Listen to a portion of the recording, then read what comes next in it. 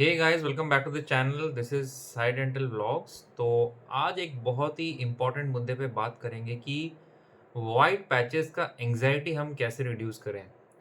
तो जो लोग वाइट पैचेस से सफ़र कर रहे हैं उन लोगों को काफ़ी ज़्यादा एंजाइटी होती है। इतनी हद तक एंजाइटी होती है कि वो खुद का हार्म करते हैं। मैं एक एग्जांपल बताता हूँ। अभी कुछ दिन पहले मैंने एक पुलिस ऑफिसर सर का मैंने एक लाइकेन प्लैनस मैंने एक डायग्नोसिस किया था, इरोसिव लाइकेन प्लैनस। तो वो he was in a very high post, DG के लेवल के थे। और उन लोगों को मतलब कि एक तो ऑलरेडी बहुत ज़्यादा स्ट्रेस रहता है काम का, पॉलिटिकल प्रेशर का। तो उन्होंने मुझसे आके कंप्लेन की कि मुझे बर्निंग हो रही है। तो मैंने उनको दवाइयाँ दी, काफ़ी हद तक इम्प्रूवमेंट हुई 80 टू 90%। लेकिन उनके मन से फ़ियर नहीं गया। फ़ियर को हटाने के लिए मैंने उनको बोला कि आप एक साइकियाट्रिस्ट की कंसल्टेशन लीजिए। लेकिन काफ़ी लोग नहीं मानते हैं। और 1-2 महीने के बाद उनका कोई रिस्पॉन्स नहीं आया। तो बाद में पता चला कि वो लोग किसी और हॉस्पिटल में गए थे और उन्होंने अपनी बायोप्सी करा ली। अब बायोप्सी करनी ज़रूरी नहीं थी क्योंकि ओरल लाइकेन प्लैनस के केस में बायोप्सी करने की ज़रूरत नहीं होती है। ओरल कैंसर के कुछ सिम्पटम्स नहीं थे, कोई अल्सरेशन नहीं था पेशेंट को। तो उन्होंने बायोप्सी एक जगह कराई जहाँ पे निकला कार्सिनोमा इन सिटू, मतलब कि कैंसर होने को जा रहा है इसका मतलब। लेकिन बायोप्सी का रिज़ल्ट मैं आपको बताता हूँ कि हमेशा करेक्ट नहीं आता है। तो वो उन्होंने मेरे को आके इन्फॉर्म नहीं किया और वो एक और जगह गए जहाँ पे सेम लाइकेन प्लैनस की डायग्नोसिस आई।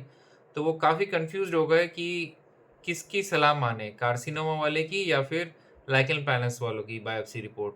तो दोनों को स्लाइड को लेके वो फिर से टाटा मेमोरियल मुंबई गए और वहाँ पे कन्फर्म हुआ कि वहाँ पे उनको कैंसर नहीं था। अब प्रॉब्लम क्या हो गई है कि 4-5 महीने इस बात को हो गए हैं, बायोप्सी साइट सूख नहीं हील नहीं हो रहा है। तो इसकी वजह से, स्ट्रेस की वजह से, एंग्ज़ायटी की वजह से वो खुद वापस अपने ही जाल में, मतलब कि खुद अपने पैरों पे कुल्हाड़ी मारना जिसको बोलते हैं, फिर से अल्सरेशन हो गया।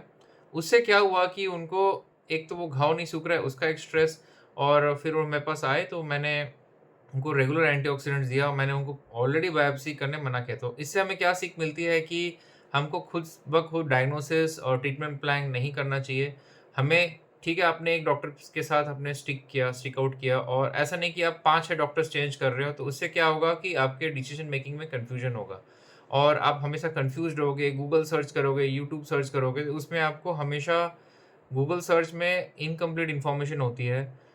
जो हम लोग वीडियो बनाते हैं या फिर जो भी कोई भी इन्फ्लुएंसर वीडियो बनाता है, वो एक जनरलाइज़्ड होता है कि हाँ, व्हाइट पैचेज़ इन केसेज़ में होता है, लेकिन आपका केस कौन-सा है ये आप नहीं बता सकते। ये आपको फिज़िकली जाके वेरीफ़ाई करना पड़ता है कि ये एक्चुअली में क्या है।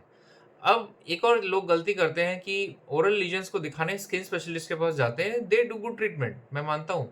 लेकिन ओरल लीजन्स के स्पेसिफिक डॉक्टर्स के पास जाना चाहिए, dentist, oral medicine and radiology specialist, oral and maxillofacial surgeons, इन लोगों के पास जाके हमें ट्रीटमेंट लेना चाहिए। तो ये गलती ना करें कि आप प्रॉपर डॉक्टर के पास जाएँ, जो कि आपका सही डायग्नोसिस एंड ट्रीटमेंट प्लान करे। और व्हाइट पैचेज़ के ज़्यादा गूगल सर्च ये सब ना करें क्योंकि आप कुछ भी एक व्हाइट पैच मारेंगे तो वो सीधा कैंसर ही दिखाएगा, these can be symptoms of cancer. तो आप कैसे एंग्ज़ायटी को आप कम कर सकते हैं? सबसे पहले आप cognition therapy like meditation, morning walk, early morning gratitude और अर्ली मॉर्निंग पॉजिटिव अफ़र्मेशंस।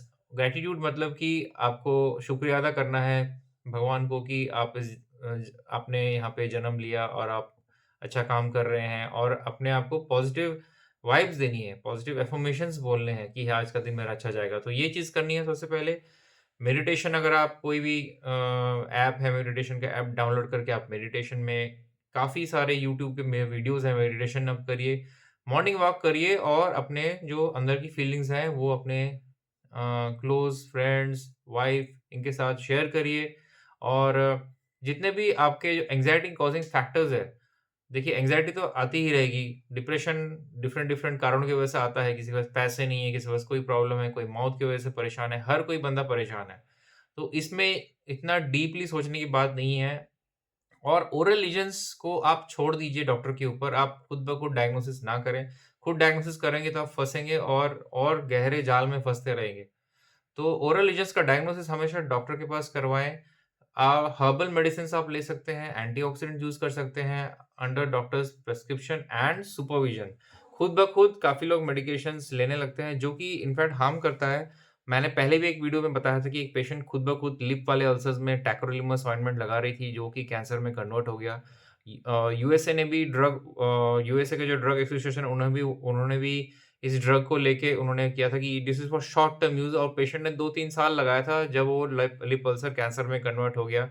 और दिल्ली में ये केस डायग्नोसिस हुआ था लास्ट 2019 की मैं बात कर रहा हूँ। तो ऐसे बहुत सारे केसेस होते हैं जो सेल्फ डायग्नोसिस, सेल्फ ट्रीटमेंट की वजह से खराब होते हैं।